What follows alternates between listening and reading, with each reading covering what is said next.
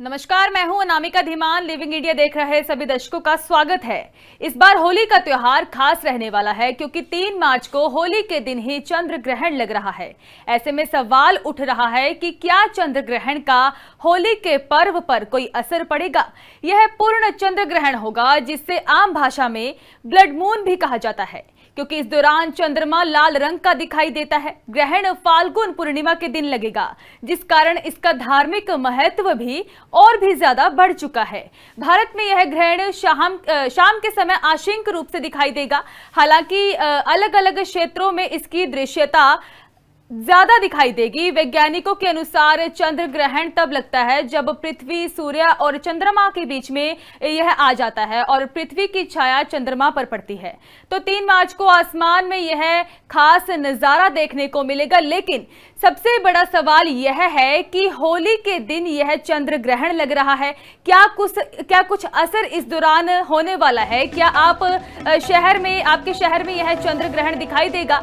चंद्र ग्रहण का समय 3:20 पर है। चंद्र ग्रहण की शुरुआत दोपहर 3:20 पर होगी और यह शाम तक चलेगा। पूर्ण चंद्र ग्रहण शाम 5:04 पर होगा। रंगों के बीच में क्या क्या सावधानी होनी चाहिए, इसका ध्यान रखना बेहद ज्यादा जरूरी है। तो कह सकते हैं कि होली पर चंद्र ग्रहण का यह साया कितना असरदार रहेगा, किन किन राशियों पर इसका असर होगा। चंद्र ग्रहण का समापन शाम 6:46 पर होगा। इस दौरान क्या कुछ खास रहने वाला है, हम आज ज्योतिषों से हम बातचीत करेंगे, माहिरों से जानेंगे कि आखिर इस ग्रहण का असर आपके जीवन में क्या कुछ रहेगा। हमारे साथ आज के मेहमान पूजा भाटिया एस्ट्रोलॉजर हैं, हमारे साथ जुड़ चुके हैं। पूजा जी, स्वागत है लिविंग इंडिया न्यूज पर। नमस्कार। पूजा जी, चंद्र ग्रहण है, होली का त्योहार है, सबके जहन में यही सवाल है कि आखिर क्या कुछ असर रहने वाला है। होली के रंगों के बीच में चंद्र ग्रहण का क्या असर ज्यादा रहेगा? देखिए, इस बार सबसे पहले तो डेट्स को लेके बहुत कंफ्यूजन है कि होलिका दहन कब करें, 2 तारीख को करें या 3 तारीख को करें, क्योंकि 3 तारीख को चंद्र ग्रहण है हमारा। और हमारा जो चंद्र ग्रहण है इस बार हमारा वो सिंह राशि में और उत्तर फाल्गुनी नक्षत्र में लग रहा है और 4 तारीख की हमारी होली है। तो ये ग्रहण और होलिका दहन को लेके जो कॉन्फ्लिक्ट है, इसमें सभी को बहुत कंफ्यूजन है। हालांकि अगर हम देखते हैं कि हम जो है पूर्णिमा वाले दिन में होलिका दहन करते हैं और साथ ही जो है हमें प्रदोष का व्रत मिले उसमें भी हम होलिका दहन करते हैं, लेकिन यहाँ पे भद्रा का साया है जिसको लेके कंफ्यूजन है। तो हम जो है जब भद्रा की पुच्छ होगी 2 तारीख की रात को 12 बजे के बाद जब निश्चित काल होगा तब हम होलिका दहन कर सकते हैं। और चंद्र ग्रहण जो है वो 3 तारीख को दोपहर 3:20 से शुरू हो रहा है और वो रहेगा शाम को 6:46 तक। अब चंद्र ग्रहण के ठीक 9 घंटे पहले आपका सूतक भी शुरू हो जाएगा, क्योंकि ये चंद्र ग्रहण भारत में विजिबल है तो सूतक मान्य है। और सुबह 3 मार्च को 6:20 से सूतक काल शुरू हो जाएगा, यानी कि मंदिर के कपाट जो है वो बंद हो जाएंगे और ऐसे में पूजा पाठ मंदिर जो है बिल्कुल भी नहीं खुलेगा, मंदिर की मूर्तियों को ढक दिया जाएगा। और जिस नक्षत्र में ये लग रहा है ये है उत्तर फाल्गुनी नक्षत्र और सिंह राशि जो है ये अग्नि तत्व की राशि होती है। अब ऐसे में आपकी होली भी साथ ही है 4 तारीख की, तो कहीं ना कहीं जनरल इम्पैक्ट ग्रहण का आपको देखने को मिलेगा।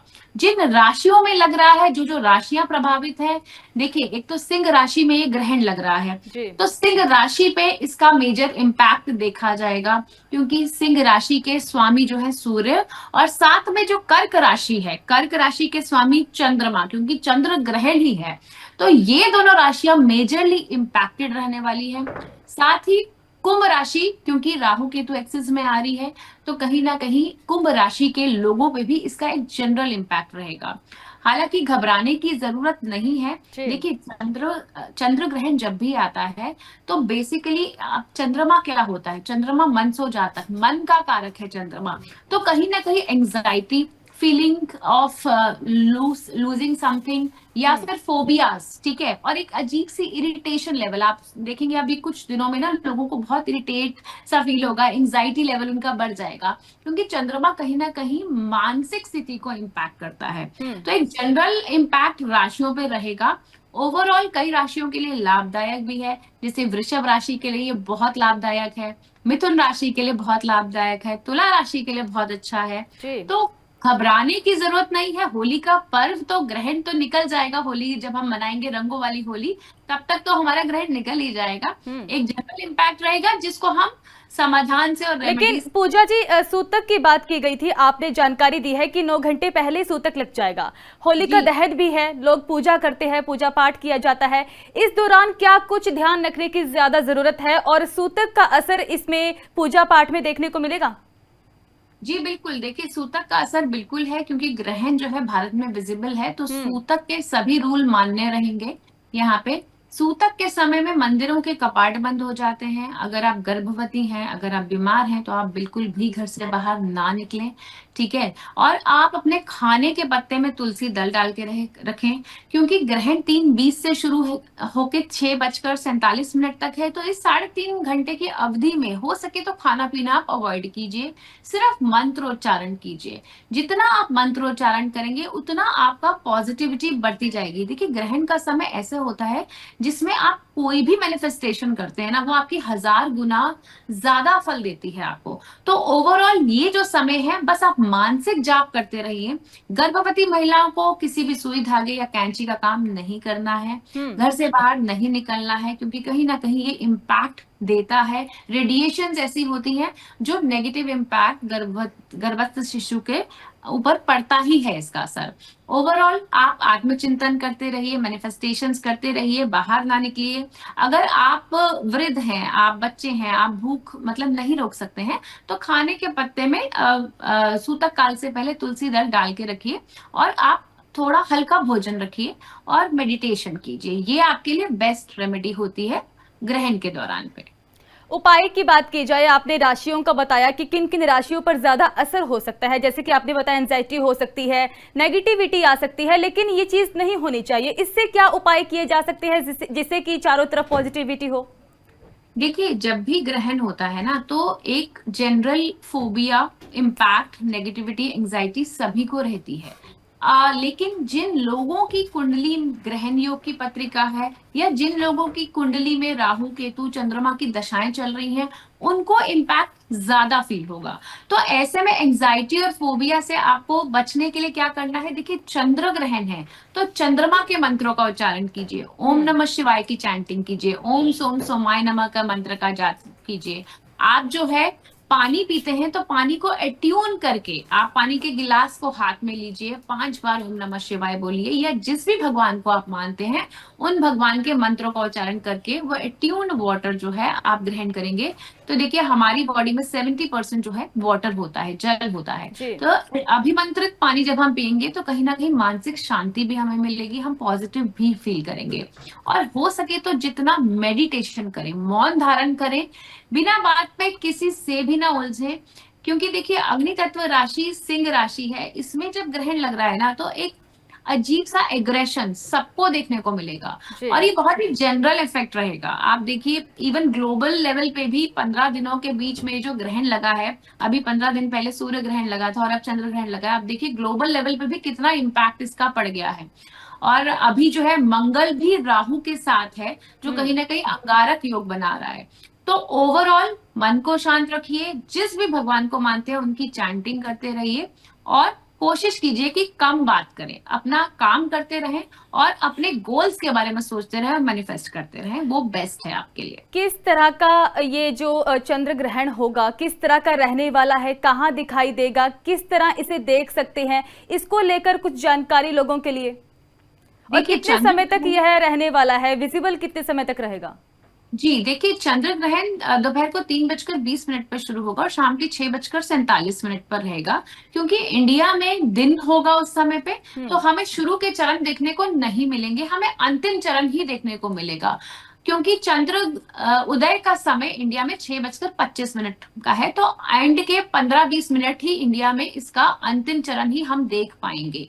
ओवरऑल इस समय में आपको क्या करना है? देखिए बाहर तो आपको नहीं निकलना है, और अंतिम चरण जब हमारा शुरू हो जाएगा, उस समय आपको ध्यान रखना है कि बाहर बिल्कुल भी ना निकले, और उसके अलावा जो है मंत्र का आप जाप करते रहे। देखिए जब ग्रहण होता है और उसके ऊपर से होली के भी दिन है, और होलाष्टक के भी दिन है, तो आप ये समझिए कि बहुत ज्यादा मेजर नेगेटिव एनर्जीज आसपास हमारे होती हैं, और ये जो समय होता है बहुत ज्यादा तंत्र मंत्र का भी माना जाता है। तो ऐसे में आपको एक चीज का ध्यान रखना है कि चौराहा जब भी आप लांघते हैं तो उस समय पे आप ध्यान रखिए कि किसी ने कोई चौराहे पे अगर कोई क्रिया कर रखी है तो उसको ना लांघे। अगर आप ड्राइविंग कर रहे हैं तो बहुत ध्यान से ड्राइव कीजिए। होलिका दहन के समय भी आपको इस बात का ध्यान रखना है कि आपको अपने बाल जो है खुले नहीं छोड़ने हैं, सिर अपना ढक के रखना है, आपको काले कपड़े नहीं पहनने हैं, क्योंकि ब्लैक कलर जो होता है वो नेगेटिव एनर्जी को बहुत जल्दी ऑब्जॉर्व करता है। और साथ ही हो सके तो बासी खाना बिल्कुल भी ना खाएं, क्योंकि देखिए कहीं ना कहीं खाना जो होता है ना वो दूषित हो जाता है जब आप ग्रहण में आप करते हैं। तो शुद्ध भोजन, फ्रेशली कुक्ड भोजन, और अगर किसी कारणवश आपको खाना बना के रखना पड़ रहा है तो उसमें तुलसी दल डाल के रखिए। उससे जो है थोड़ा सा आपकी चीजें बेहतर होंगी, और डाइजेस्टिव सिस्टम आपका मेनली अपसेट होता है, क्योंकि चंद्रमा जो है हमारे बॉडी को फ्लूइड्स को भी रिप्रेजेंट करता है।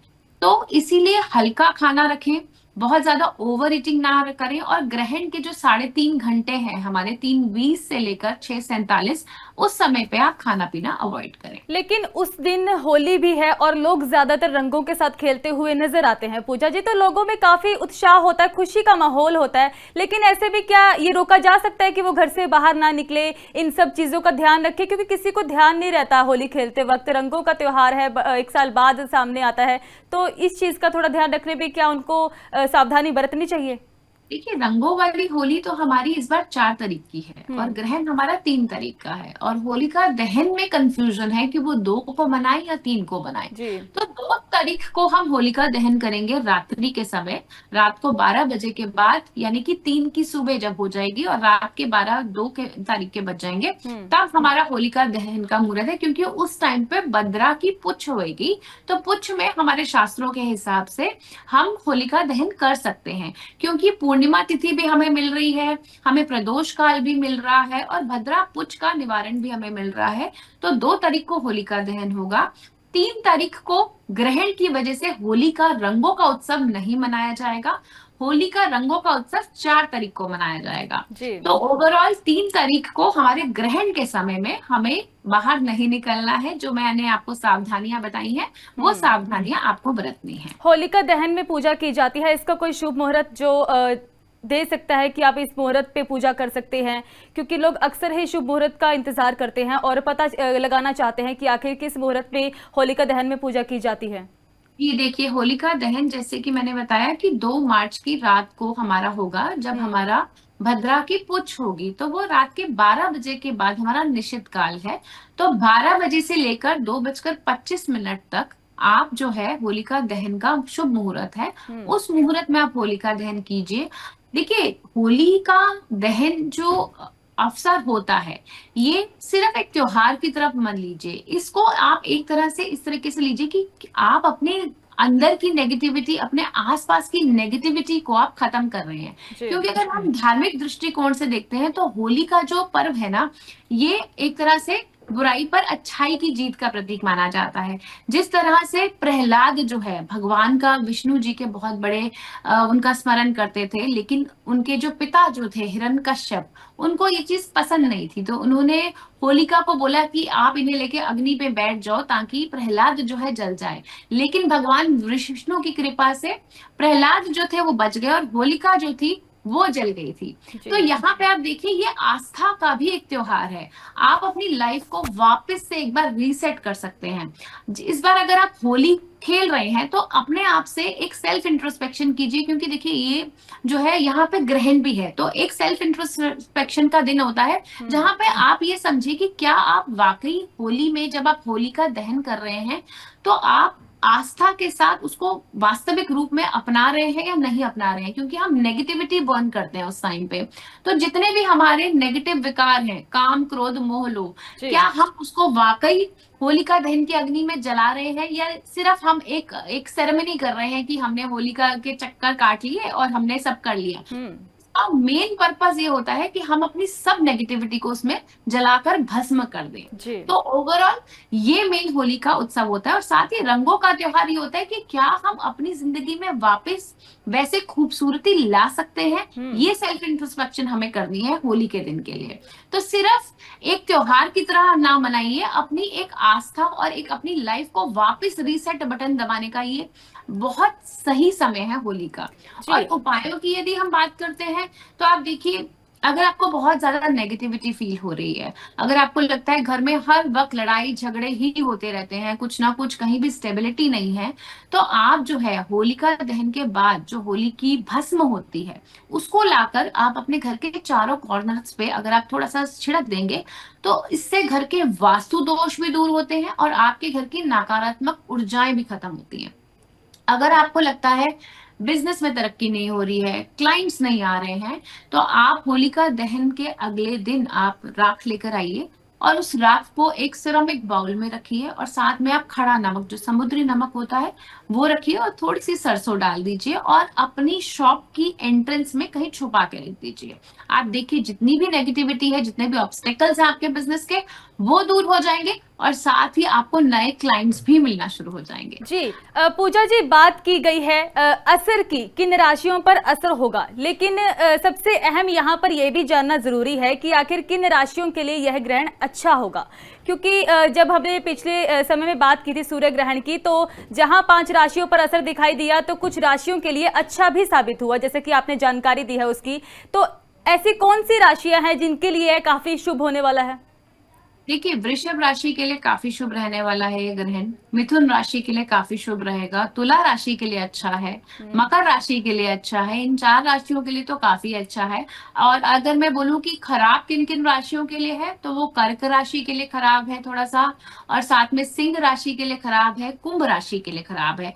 बाकी की जो राशियां उनको मिला जुला इम्पैक्ट रहेगा, न्यूट्रल इफेक्ट रहेगा। हाँ, जिनकी कुंडलियों में आप देखिए ग्रहण दोष की पत्रिका है या राहु केतु की दशाएं चल रही हैं, उनको इस ग्रहण का ज्यादा असर देखने को मिल सकता है, ज्यादा जी। नेगेटिव असर फील हो सकता है उन लोगों को।